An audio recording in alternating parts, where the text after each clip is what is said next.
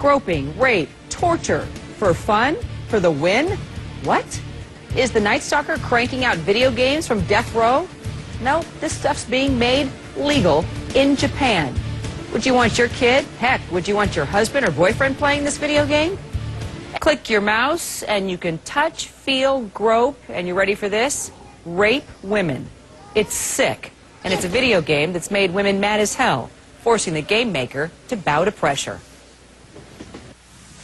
A video game so vile and disgusting that it makes your stomach turn. Players actually groping, stalking, even raping women and little girls because they think it's fun. The game is made in Japan, but women's groups around the world are outraged. More now from CNN's Kyung La in Tokyo. Kyung, it's a story that definitely makes your stomach sick. Well, that's the reaction that a lot of women's groups around the world, and namely in the United States, are having that feeling after watching and viewing this game, or even just hearing about it. We want to make something very clear. The game has already been pulled from the shelves, but in our digital, borderless world, that's just the very beginning of the story. We want to warn our viewers that some of the information in this story you may find a little disturbing. The heart of Japan's electronics district, the world's games of tomorrow on sale today.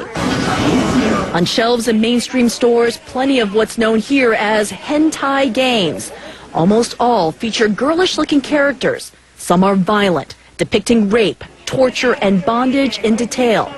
Didn't take long to find a game where the object is revenge. Find and rape the woman who fired the player from his imaginary job. Most of this game we cannot show you. Hentai games are not new for Japan. This country has long produced products the rest of the world would call pornographic. But before the internet shrunk the world, it stayed here. A quick web search generates hundreds of Japanese games. Once a game goes on sale in Tokyo, it's digitized and shared everywhere. This one, called Rapeplay, begins with a teenage girl on a subway platform. With a click of your mouse, you can grope her and lift her skirt. You, the player, stalk her, her sister, and her mother, following them on the train. What follows is a series of graphic, interactive scenes that we can't show you. Players can corner the women to rape them again and again, and it goes on from there. The game infuriated women's rights groups.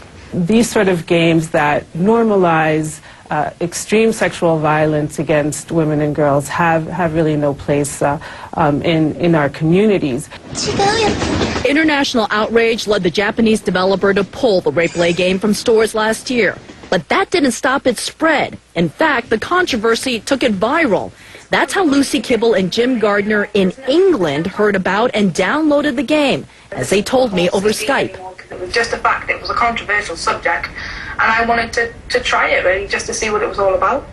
That global availability is why international women's rights groups say Japan needs to regulate game makers better, stopping creation of certain content.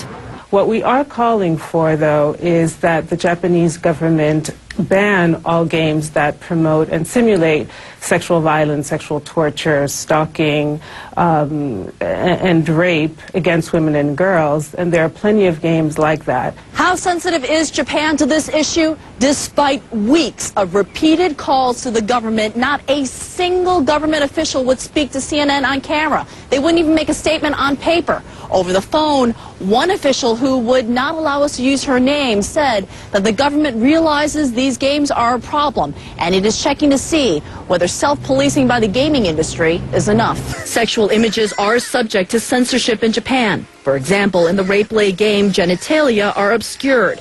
But Japan does not have laws that restrict video game themes. Did you feel offended as a woman? No, not at all. Lucy and Jim point out it is easy to find shoot-'em-up games, which no one seems to worry about. It's escapism, that's why people play it. So the idea of banning it, or telling people what they can and can't do just because on the off chance some kid might get involved in it, is just ridiculous. But women's rights groups say the interactive games step closer and closer to reality, and no one should play a game where the only way to win is to rape. In part because of the international pressure, there are a couple of proposals in Japan to talk about limiting and reining in child pornography. But Kira, there is no discussion as of yet on how to limit the assault of women in these video games. Kira? Well, they should be banned, period. We'll follow the story with you. Kyung La, disturbing reporting, but I'm glad you told it. So really, do we even have to go there? Tell us what you think about the rape video game. Just go to my blog at CNN.com/Kira. Post your comments. I'll read some of them on the air next hour. Thanks for weighing in.